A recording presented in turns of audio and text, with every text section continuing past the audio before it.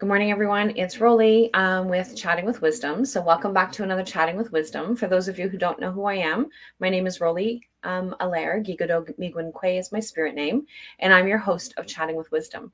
Chatting with Wisdom is a weekly interview series that features women. However, today we will not be having one of our featured women that are going to be joining us. But one of the things that's really important with Chatting with Wisdom is being able to celebrate the amazing ways that all the amazing things that women are. And so I invite you to join me in my private Facebook group, Mind, Body, Heart, and Soul Connection. And we also have a similar group on Telegram. And so today I would like to welcome Dr.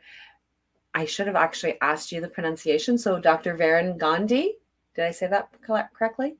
Varun Gandhi. Varunda. Okay. And so he is a soulpreneur, inventor, philanthropist, and a water doctor.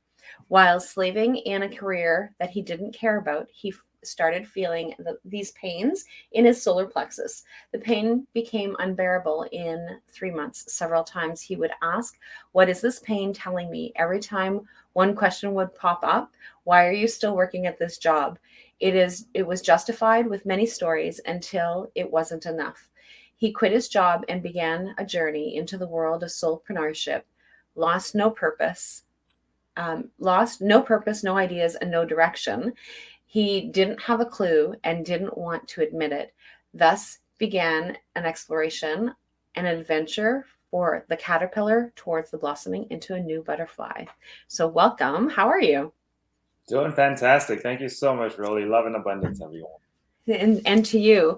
And I love that story. I love that you actually listened to your body. And I always think that it's always very ironic when things come into play. And I know that it's not irony. It really isn't irony. And I know that it is about being able to have things come to play. So in our Soulful Life Hacks group, which is my group coaching program, and we actually talked about listening to the signs that our bodies are trying to tell us. And so here you are sharing how listening to your body created this new adventure that you're on. So do you want to talk a little bit about that?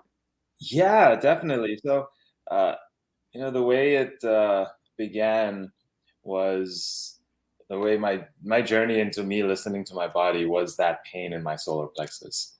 It started off very small, and I kind of ignored it for a couple months. And finally, when it became like when I'd wake up in the morning, it was bam, it was right there in my face. And so I knew I couldn't do anything about it. I didn't want to feel like that. So eventually, about 3, 4 months into it, I made the decision that, hey, I don't want to feel like this.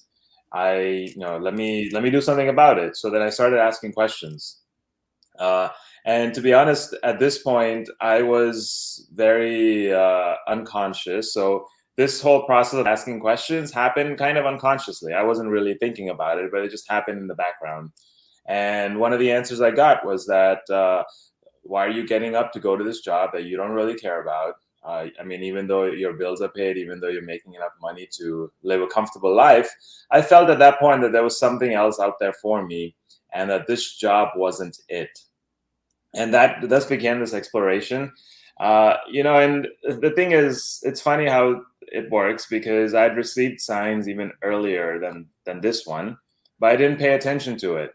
Uh, so this was, around the time I was graduating. So right before I started my master's program, in between my bachelor's and my master's, I did a 3-month summer internship, which essentially was the same thing as I was doing in the consulting job. During that job, the 3-month internship, I realized that I don't want to be doing this. I don't want to be sitting in front of a computer in a cubicle, working with data and Excel sheets and even at that point, I was also doing field projects, going out into the streets and working on the streets as well. But I didn't really enjoy it. And I had this in the back of my mind that this is not it for me.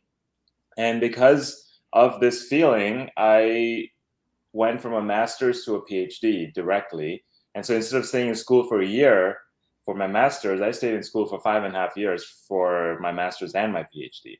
Just Okay. because I didn't want to make that decision. I didn't want to, I just kick the can down the road and see what happens. But then again, when I graduated, I went back to doing that same job. And finally, a year and a half later, I felt that pain in my solar plexus. And this time I couldn't ignore it. like really, really strong, really powerful. And if I hadn't, I'm so glad that I really listened and tuned into my body. And how that shows up now is I utilize that the signs that my body is giving to tell me if I am, for example, eating the right foods, right? The foods that are nutritious, that my body needs. But if I have pains in my body, if I have pains in my stomach, if I have, bloating, any other kind of feeling that I don't want to feel, then I know that this food right here is something that I need to remove from my system. It's not good for me. Limit it. You can eat it, but limit it. Knowing, fully aware that this is what's going to happen once I put it into my system. So this is one of the ways that I use it right now to determine, what's good for me, what's not good for me. Nice.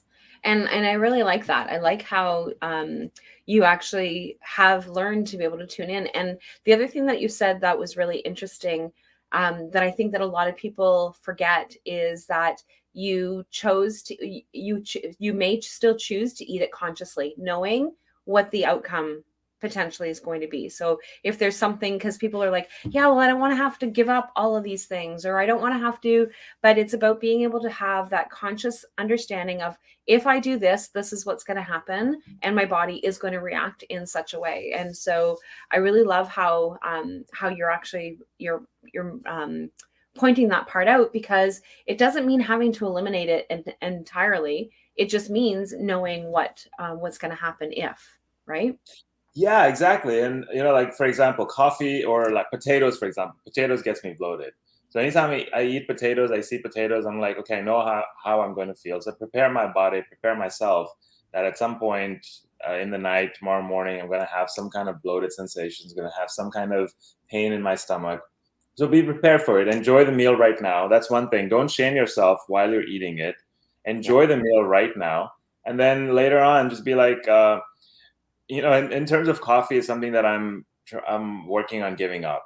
And the reason is I feel very jittery when I drink it, and that effect lasts. If I drink it in the morning, it lasts all the way to like afternoon time. I don't really enjoy that sensation. So what I do now is every time I drink coffee, which is maybe once a week, maybe even less than that, I pay attention to my body, and I really look for the proof for why I don't want to continue this practice in the future. Meaning I look for these signs, and I'm strengthening that. I'm strengthening those reasons in my mind. Like, okay, this is the reason I'm not doing it. I'm going to enjoy it right now, today. But I know that the next time I drink it was going to, the gap is going to get longer and longer every time I drink it. And I use that kind of feeling, the feeling that my body gives out, to, kind of decide on what I want to do and how long I want to continue this practice. And that makes it all so much better and so much easier when we're doing what it is that we need to do. So, and I love how, and this really ties into the topic title that you chose, is how stories boost my confidence. And so being able to, because like you said, being able to tune in, and so listening to how things have worked for you makes somebody say, oh, maybe that's what's going on with me. Oh, okay, maybe that's something that's happening. When we have an anxious mind, we want to try and stay away from that a little bit, because otherwise we're going to have everybody's ailments. But really being able to focus on like, oh, okay, so maybe, and listening to the people's successes, right? So we don't have to follow somebody's journey precisely. It's about what is your story? We all have a story. And how can we make that storyline change and shift based on what it is that's happening? Is that kind of where, what, in terms of what you were referring to in terms of that title? Yeah, exactly. It's really understanding what is playing out in your mind. What stories are we creating based on everything that we see, right? For example, let's say we went through a certain set of experiences, like 2-3 experiences, and now we're trying to connect the dots and make sense of it. That's a story that we are creating, because if someone else were looking at those same set of situations, those same set of experiences, they're going to come up with a completely different story based on their past, based on all of the memories that they have accumulated. And so the storytelling mechanism is happening constantly in our lives. every moment we're creating something in our minds to make sense of the situation, make sense of the experience of our lives. And we have the power to change that story. We choose the particular story that we use to create all of our stories. We choose that. And we have the power to shift that, but you have to do it consciously, because the stories that we're currently playing out in our minds is very unconscious, is in a sense you didn't put it there because it may have been programmed in the past, it may have been programmed when you were a child, and all of these things are running in our background. So what helped me was meditating, because at some point I was very angry. Anytime that anger would show up, I would have to do something to release it, and that would look like throwing something across the room to make a loud sound or something like that. So I would like really physical in my expression of anger. And I realized like this is not something that I want to continue in my future. And along the same time, I also gotten through a breakup, and this was right before I graduated my PhD. So as I was going through the breakup and past the breakup, I had a lot of pain and suffering. And once I graduated, I moved for the job. I moved to Idaho, which is a state that I'd never heard of at that point. And I moved out there. So that kind of represented this move into the cave, into going into the darkness and kind of working with this, because I was already in that pain and suffering for about 6 months at that point. I moved to a state where I didn't know anyone. I could have utilized that situation to really renew myself and refresh myself. But instead, what I did is, because the pain and suffering was so overbearing, I chose to distract myself from all of that pain and suffering. And so I would, hang out with friends, watch TV, drink lots of alcohol, anything I could do to kill that pain, right? But a year and a half later, all I realized that I was really killing was my body and my mind, with all of the fast foods, with all the alcohol, with continuously not giving my system a break. It was every weekend, Friday, Saturday, Sunday, every weekend without fail. And once I realized like, hey, I'm killing myself, I don't want to feel like this anymore. So I finally slowed down. And one of the things I did was I picked up this book by Deepak Chopra called The Book of Secrets. And The Book of Secrets is a high level understanding of spirituality. And when I picked it up, I was just walking into spirituality, just entering that door. And so it was very high level. And I think 95% of it I didn't understand. The little bit that I did understand, that 5%, I picked up this word called meditation. So when I picked up that word, at this time, I'd also left my job and I drove back to Atlanta. And so when I reached Atlanta, I was like, you know what? I want to create a new ritual for myself that included meditation. And so I started meditating slowly. And initially, as everyone knows, meditation is very difficult to continue as a habit, because it's like, like the ocean, where when we're starting to meditate at the very beginning, we're at the top of the ocean where the waves are very turbulent. So there's constantly so much going on in our minds, is nonstop. But I realized as I meditated, I went deeper and deeper into the ocean. And finally, I got to a point where everything was still, and I had these moments of stillness, and then it comes out and then something else happens and it creates havoc. And then I go back into that stillness. So it's this cycle right now, and I'm continuously working on it. And so what happened with meditation is it really slowed me down. And because I slowed down, and now after 5-6 years of meditating, I was able to pay attention to the thoughts that are going on in my mind in the moment that the thoughts are coming up. That time I was very unconscious. And so things would happen, I would react, and I would be out of the situation.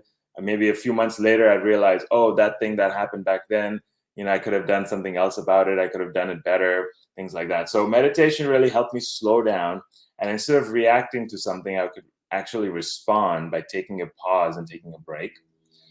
So when I started meditating, and I got into a situation where I could meditate for like a 9-to-5 job. So I'd start meditating in the morning.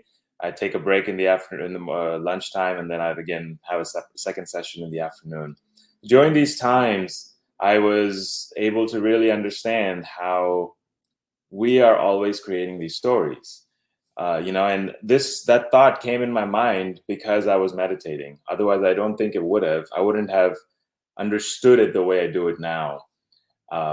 And like an example is, let's say we're at a office party, and we are, we have this arch nemesis at work, right? So we're at this office party in a bowling alley. It's kind of dark, and this guy runs into you, and he spills a drink on you. Now, there's superiors, there's your boss, there's all the people around you, managers, and all that. So you realize that, oh, this guy wants to make you feel bad, make you look bad in front of all these people. So he did it on purpose. And that's the story that this person is creating. But what actually happened is his shoe was untied, and he tripped on himself, and he accidentally dropped the drink on you. But you didn't see that, right? So two different stories.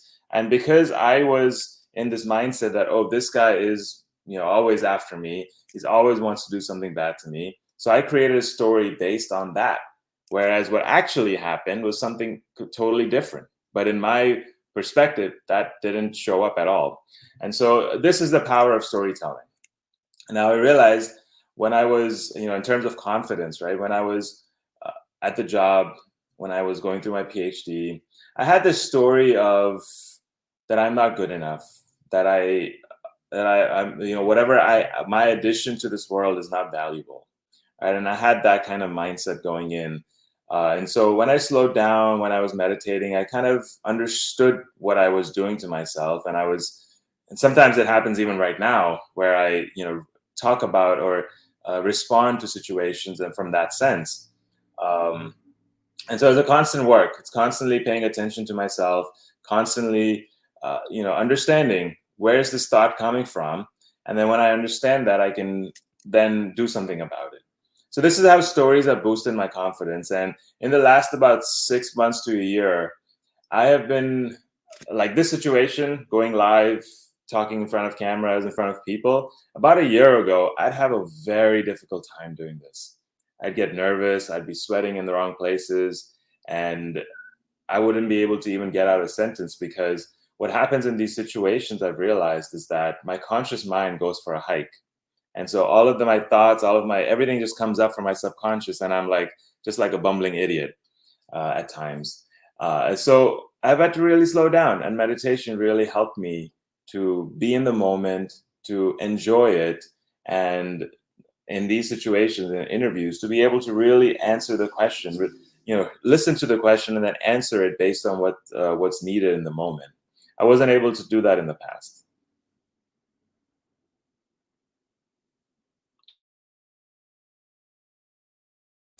Sorry, I was coughing earlier. So I muted, I forgot. So one of the things that, and again, that whole cycle of things happening is that, so yesterday we have a meditation circle that we have every Tuesday. And one of the ladies, when we always do a check-in to see how everybody's doing to start off. And then we go into our meditation. And one of the reasons why we do that is because when we're going in is to be able to kind of just try and help shut down some of the things that are going through. So when we're doing that check-in initially is like, oh, okay, we've got all these things that are going through my mind. So then people have that opportunity to share. And then we move on to doing the meditation. But when we end the meditation, we always do a check-in just to see, because sometimes something will come up for somebody that they want to be able to share, or just checking in to see how things are going. And we have one lady who's been doing this. We've been doing this circle for, I think it's been over a year now. And so one of the things that she had said is that I can actually get into a full relaxation mode. I know that I'm still hearing what you're saying during the meditation. However, I'm like completely relaxed, and it's that practice and being able to continue to do it, and being able to, and because you had talked about the ocean of, and I love that analogy, right? So like, it's really, really rough. So now she's at the bottom of the ocean. So when she goes into that meditative state, she's actually at the bottom of the ocean. Other people see images and hear messages and all these other things. And she's like, I don't get that, but she doesn't have to, she just needs to get to that stillness. And so like, that is really incredible about being able to see that journey and being able to have that happen. And the other thing that I really liked that you had talked about was the story, right? So like one thing happens and we believe that this whole thing is going to happen. And sometimes one of the things that we do is we make up the story before it even happens.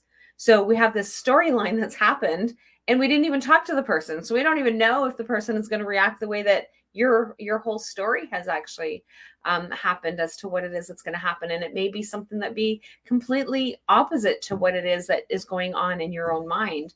And so being able to be aware and being conscious of what is it that's happening. So being mindful in the moment, what is it that's happening right now in terms of being able to hear what it is that the person is saying.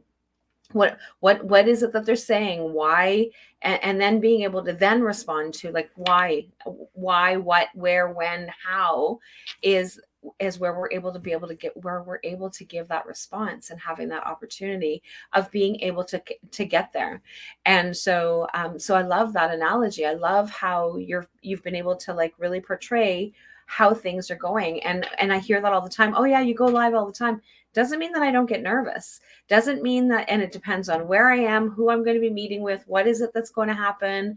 And one of the things for Chatting with Wisdom is that you guys never know what my questions are going to be. And I don't know what my questions are going to be either. And that is because I stay present to what the conversation is and how we're going to kind of move through the conversation based on what's the information and how are we going to be able to get through. And I know that some people are like, oh yeah, but I want to know the questions ahead of time.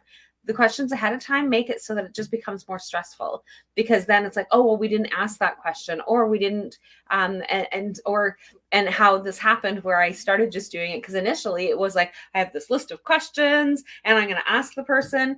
And so I'm going through this list of questions and then I realize I'm asking a question that they've already answered. And I'm like, oh, you already answered that question. And then my brain went into panic mode of like, oh no, now what's going to happen, right? But when we go and meet people on the street, we don't walk around with a script. We don't walk around with a list of questions of, oh, okay, when I walk up to Joe, I'm going to have a conversation. And I'm going to pull out my question list, right? We don't have conversations that way. And so Chatting with Wisdom allows us to be able to have that free flowing conversation, because this is how we're able to be mindful and be present and being in this moment. And that is the only thing that is like, yes, we do need to plan for our future. Yes, we have to have an idea of where we're going roughly, but we don't need to figure out all the details right now as to where that's going to be. We need to figure out the details of what's in my space right now. Am I walking across the road? And when I'm walking across the road, are there cars?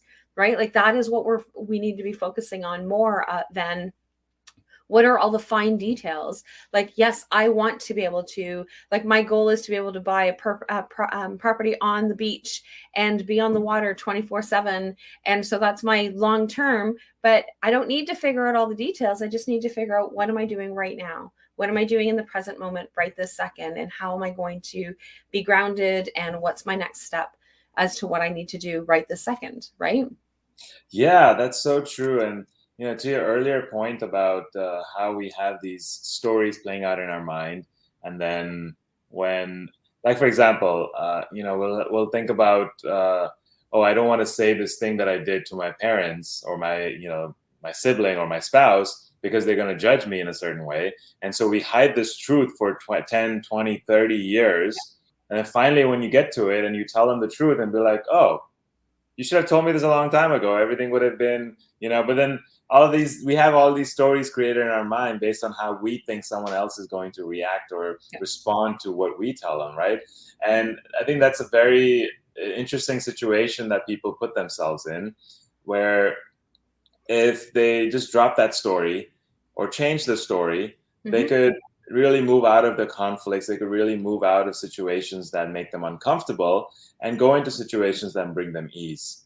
And it's been my journey as well. Every time I get onto an interview, either I'm interviewing someone or they're interviewing me, I'm always have that tinge of nervousness. Even now, even though I've done all this work, it's always there. Why? Because it helps me perform better. It helps me make sure that I'm, in the moment, talking to people and answering the questions the best I can. So yeah, I definitely agree with having this storytelling that pushes you in the direction that you want to go in, but you're not always thinking about that long-term direction, like the house on the beach. you're here in this moment working Yep. towards what's best for you right now. Yeah. And that's really, really important for us to be able to happen, right? So, and those of us who have experienced loss, and so it could be like a physical loss where somebody's died, but like there's the physical loss of like, or I mean, there's the loss of a job, there's the loss of relationships, there's the loss of ourselves. And so being able to stay focused on like, okay, where am I feeling right now? And being allowed and giving yourself permission to be able to feel those feelings, right? So one of the things that unconsciously you were doing initially is that, oh, this kept coming up, this kept coming up. And then when you became conscious of it, it was like, okay, so now I get to indulge in whatever it is. So whether it is a conversation with someone, or it is a walk on the beach, or it is going to play soccer, whatever it is in this moment, and what it is that's happening, and what are the sensations, and doing things consciously allows you to be able to have a much better experience than what's going to happen when if this happens or that happens or this doesn't happen, and etc. Right? So we get to be in the moment, we get to enjoy the time and the space, and really enjoying that time and space with ourselves. And so I think that that's really important for us to take a look at as to how we're going to move forward.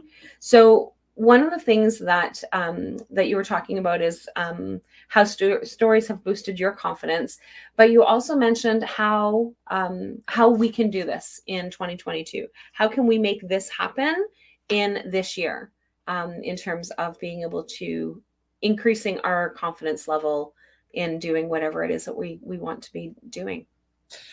Yeah, I want to talk about really quickly about the story creation mechanism. And, I'll give you an analogy. So we're in a movie theater, we're watching this movie on the screen. The screen shows the movie. There's a projector in the back that's projecting this movie onto the screen. The screen and the projector are just the tools. There's a film that's inside the projector that actually contains the essence of the movie. So this same mechanism happens in our lives on a constant basis. There is a projector right here, our third eye, our imagination, that's projecting all of these images based on the stories that are in the film that's inside of us. Mm-hmm. The film is, the highlights in your life, the lowlights in your life, the memories, all of those things that you have picked up along the way. That's what the film consists of, right? And that's inside of us. So now our third eye takes this film and uses the data from this film, applies it to different situations, and then projects it onto the different screens in our lives. The different screens are, for example, the people in your life. Those are, each person is a different screen. The situations in your life, each situation is a different screen. The places in your life, each place is a different screen. And so now we are the ones projecting this story onto the different screens in our lives. And so when we can slow down and really pay attention to what are we projecting onto the different situations, onto the different people, then we can really understand what stories we are creating and how we can upgrade those stories to something that's more confident, that's something that gets us in the direction that we want to go in. So what I did is I created this course called the What's Your Story course. And in it, I created something called the My Life Film Chart. And this chart is essentially mapping out your whole life thus far. So going through each of your past experiences, writing down what those experiences are. And then we go through this exercise of deeply understanding how did this particular experience, whether that's a positive experience, whether that's a negative experience, how did this experience make me into who I am today? And do you want to change that if it's a negative experience, or do you want to keep it if it's a positive experience, right? So understanding how our past and has been created through all of these different experiences now helps us really pay attention to what stories we are creating. And once we know all of these past experiences and how these have affected us, we can change our story. We can change our current story of that past experience. We can reframe it. We can rewrite it. And this is a really powerful practice because you are rewriting stories in your subconscious mind. You're rewriting how you perceive and see life, right? And so when you're doing that, now we can, then the next step is to consciously create the future that we want to step into, right? And so it's now understanding what do you value and then creating a future based on what you value. So this step-by-step process of understanding what the past is, what the present is, and what the future can be, we're literally creating a new story for ourselves. We're literally rewriting our future so we can step into that powerful persona that we are, instead of this little guy that we see ourselves currently to be. And it's really important for us to be able to do that. And I love how you've got things outlined, so that it makes things easier. It's that step-by-step process, and it's probably something that you've had to that you've created, and because of, like you said, unconsciously, I've got all these things that are going on in the background and that are running in the background that are causing me this stomach pain, and that I'm having these issues in my solar plexus of being able to kind of move forward. And so being able to have a plan and an idea of how to be able to take it from point A to point B is incredible. So just while you were chatting earlier, I was on your website to try and find the link, because I normally ask that ahead of time, but I had forgotten before we come on. And so, so I think that I found the right link. So, because I did go on your website to find it, so I'm going to share it here. And so, but if you go onto his website, you'll actually be able to see, and the link for the website is in the comments. But it'll actually take you to the, and then he's got a video. And so I didn't want to play the video while I was listening, because I was trying to be mindful of listening, but I also wanted to get the link to be able to do that. So I think this takes you to the right spot. Is that correct? Yeah. Okay. So yeah, so this is great. So so this will take you to where you need to find that that workshop that he does, or that course. So is this a like an actual class, or is this a self-learning program? It's a self-learning program. I've created different classwork. So it's a 30-day program, and every day I've created about a 10 to 15-minute video that explains the material for the day, and then there's a short exercise at the end of each day. So every day it's probably a commitment of about 30 minutes. Some days it might be a little longer while we're creating the live film. But most days it's about 30 minutes, and it's very simple. I wanted to create something where I could take someone, like hold their hands and really walk them through this process. And this is my engineering kind of mindset mentality of, let's break this down into really, really small baby steps that I can, people will understand one, and then it's not overwhelming, right? You don't want it to be overwhelming, because this whole entire process of really understanding what the past is and how you currently are is overwhelming by in and of itself. So I really wanted to make it simple for people. So we'll take small steps, walk in the right direction, and finally, at the end of 30 days, we will have created a full live film chart, which gives us all of our past memories, along with how each of these past memories has affected us. What can we change? What can we keep? And what do we want to keep for the future? And then outlining what our future looks like. What do we want to create in these different life aspects? So there are 7 or 8 different life aspects that we're working through, 7 different life aspects. And we can create a new future based on each of these life aspects, so that we are kind of holistically looking at our life. So that's the purpose of this class, is let's switch our stories to something that's putting us in the right direction. Nice. And I really like that. So I like how that happens. And so I also noticed that it's on discounted right now. So if you are listening to this today on May 18th, you may want to go and take a look, because I think it was $33 that it was set at. So for those of us who are Canadian, it's a little more than that, but not a whole lot more. But yeah, so definitely if you're listening to this today, then definitely go in and take a look and have that opportunity. So is there anything else that you think is really important for us to know before we head out?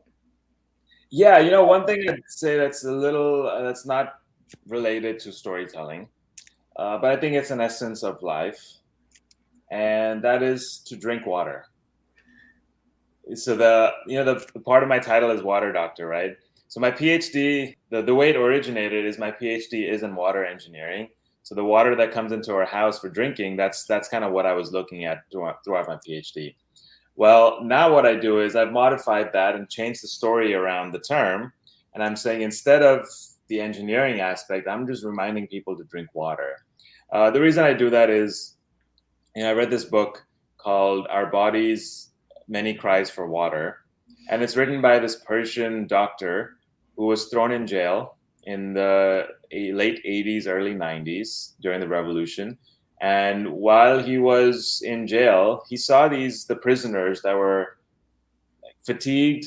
They were laying on against their backs against the wall, laying on the floor, really tired, really like lack of energy, having a lot of pain. And so he finally realized what it was, and he fed them in just water. You give them a little bit of bits of water, and within 3 to 6 hours, I'm talking about hours, 3 to 6 hours, he was able to see a noticeable difference. Yeah. Like not even days. It was literally, the effect was right away, and they were able to walk and be a whole new person at that point. And so that's began his exploration into the importance of water in our lives. And what he found is that about 50% of the common diseases that exist out there right now, if you just drink enough water, it'll take care of those diseases. All those pains, those migraines, those headaches, the ulceritis, all of those little things, it'll take care of that. And so to that, what I want to do is I want everyone to pick up our waters and let's. So here's mine. There we go. Cheers. That's Cheers. the Canadian. Yeah, I didn't have my glass. Normally I'm drinking water throughout, having my cup throughout, but I didn't want to drink from the big bottle. I drink from the big bottle when I'm not on live. So, but I usually pour it into my cup when I'm on a live. So, but otherwise I just walk around with my Ninja Red bottles that are filled with water. And so that's what I do, is to make sure that I do drink enough water, because that's also really important as well. And so I love that. And so being able to remind myself, because I drink 3 of these minimum a day, or at least I try to, right? So like my goal is to make sure that I do that. So when it's in the big bottle, then it at least helps me to remember that I've got that much more water to drink. So. Oh, that's perfect. And that's a big bottle. So like reminds you to drink water. It's like, bam, right in place. It is. And that's why I said, okay, well, I guess I'm using this because I don't have my glass. It looks like a alcohol bottle, like a vodka I know, bottle. that's what I get told all the time. It looks like a gin bottle, apparently. And it's definitely water, because I can just guzzle it down. I definitely cannot guzzle down gin. That would be a little too toxic for me, I would think. But so it's Ninja Red from Young Living.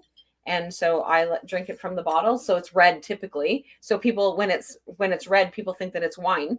So when it's white, when it's just clear with water, then people are thinking that I'm drinking vodka or something. So so I've got my whole bottle. I have one of my clients are always, whenever I'm on, she's like, so do you have your vodka or do you have your tequila? So that's one of the jokes that she has all the time, because that is what it looks like. But it definitely is water.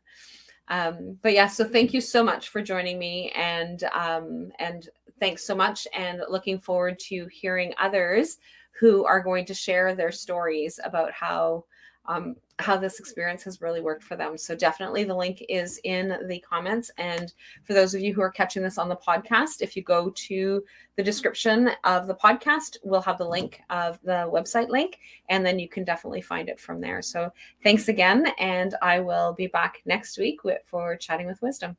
Bye for now. Thank you so much.